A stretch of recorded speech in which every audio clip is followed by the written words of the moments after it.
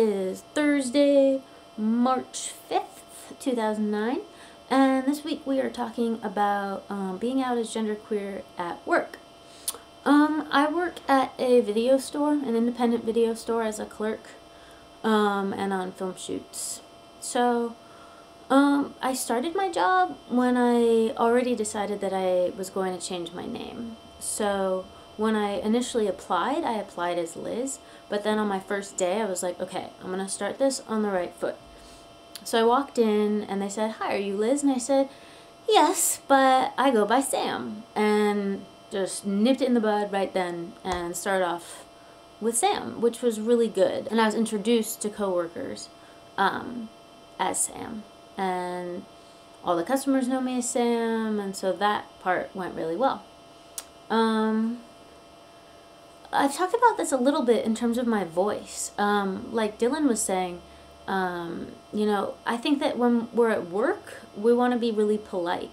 And for me, being really polite means talking in a really high voice, which is frustrating because after talking to a lot of customers, I actually feel my throat hurt because I've put on this higher voice.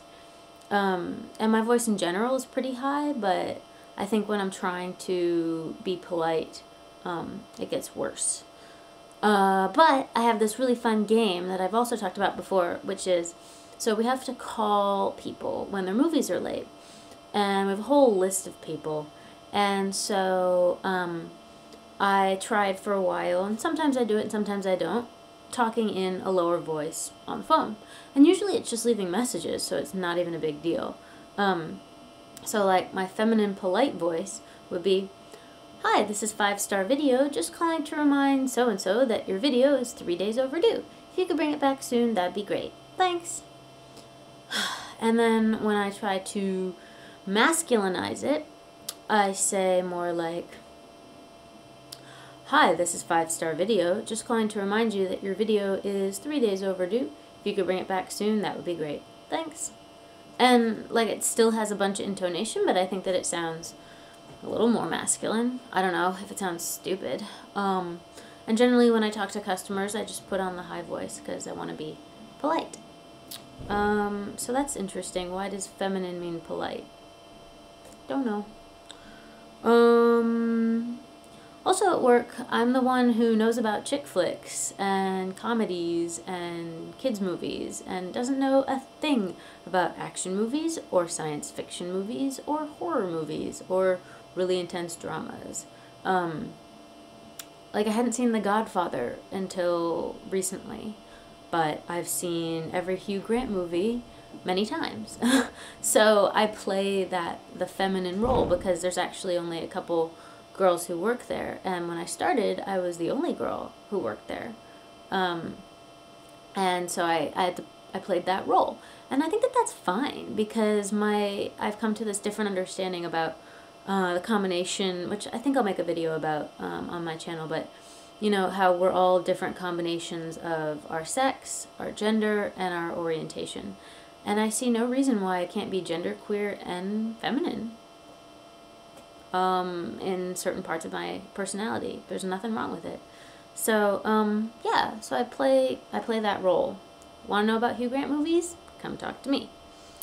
I don't generally think about being genderqueer when I'm at work. The only times that I try to be more masculine are when, like, teenage boys come into the store and I try to, like, kind of be on their level, but more times than not, I think I just come off as kind of weird, so I try not to do that and just act like myself, and they can handle it or not.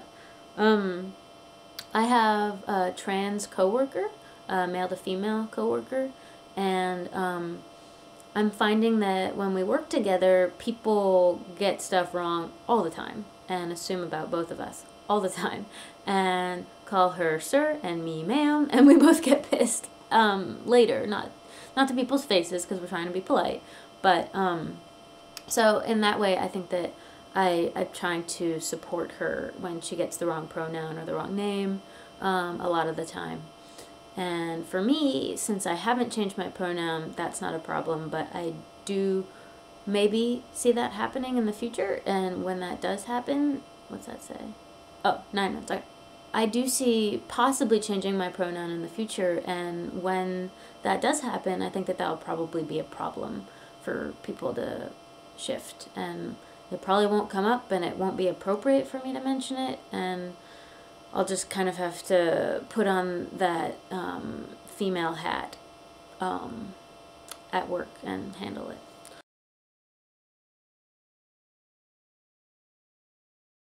You know, working with having a trans coworker and also having a gay coworker, I think that I am in a unique position to be able to talk about genderqueer stuff and gender stuff in general with my coworkers, and that's been really nice. And, you know, like blowing assumptions out of the water. The gay coworker of mine is a much older gay man, and I taught him the word heteronormativity the other day, and that was actually really fun. That's one of my favorite words. And yeah, like he just assumes that I'm a lesbian, which I don't identify with that word, and assumes that I am attracted to femininity, which I'm not. And so, you know, we'll be talking and we'll be watching a movie because we're required to watch movies at work, which is cool. And he'll say, "Oh, check out that shot. This is the shot that you'll like." And I'll always be like, "Dude, no, I don't." And he'll just get confused, and I'll just totally rock his assumptions out of whack, and that's what I like to do. So I think I'm actually educating him, which is cool. You know, he's a different generation. Yeah, so I'm not out to customers as genderqueer. It doesn't really matter to me. I'm just myself, and as long as they're cool with who I am, I'm fine with them. And like Dylan said, I actually really like my job, for the most part. I really like interacting with people and recommending movies and chatting, being like, "How's your dog? How's your sister? How's your knee?" You know, whatever. I know people by name, and that's actually kind of cool. When I had my reduction is when I actually sort of came out to a bunch of coworkers because I didn't want to hide why I was taking time off from work. And so I just told them, and you know, I wasn't that big to begin with, so I think that they were kind of questioning why I would get a reduction, and so I kind of sort of explained, not exactly, and didn't use the word genderqueer, but kind of explained the look that I was going for. And everyone was cool with it, and they were really nice helping me out when I got back, and I couldn't reach the top shelves for a while and all of that. So that actually spurred some conversation as well. I used to wear my binder at work. I went through a phase of wearing it like all the time, but I decided that it was really uncomfortable. And like I said in another video, I've been going to the Y and working out, and which has actually been lovely and really, really helpful. And I feel like once I do lose some weight, that maybe I can start wearing it again and it won't be as uncomfortable. But for the most part, like reaching up and grabbing movies and having to like pull it back down after it gets messed up is not so fun. So I've kind of ditched that for a while, and I'm okay with that.